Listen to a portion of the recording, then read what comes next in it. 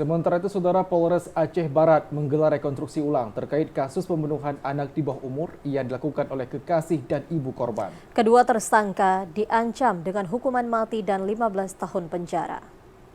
Dari titik gambaran untuk kepentingan proses hukum, Kepolisian Resor Aceh Barat melakukan rekonstruksi ulang terkait kasus pembunuhan anak di bawah umur yang diduga dilakukan oleh pacar dari ibu korban.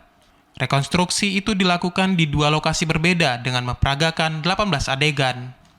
Kasat Reskrim Polres Aceh Barat, Ibtu Fahmi Suciandi mengatakan, rekonstruksi dilakukan untuk kepentingan dalam proses hukum.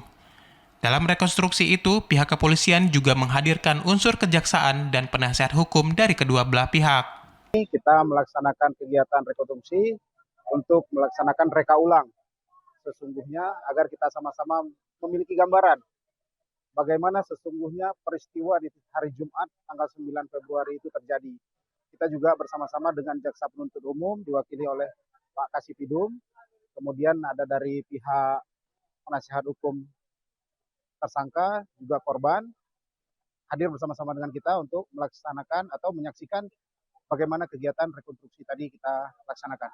Penyidik Polres Aceh Barat telah menetapkan pelaku utama AZ dikenakan pasal 340 KUHP dan jungto pasal 80 ayat 3 Undang-Undang Nomor 17 Tahun 2016 tentang perubahan kedua atas Undang-Undang Nomor 23 Tahun 2002 tentang perlindungan anak dengan ancaman maksimal pidana mati dan minimal 20 tahun penjara.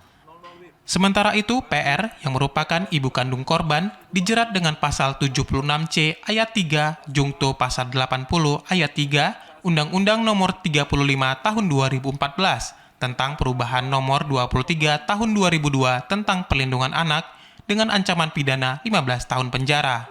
Dari Aceh Barat, Azhar TVRI Aceh melaporkan.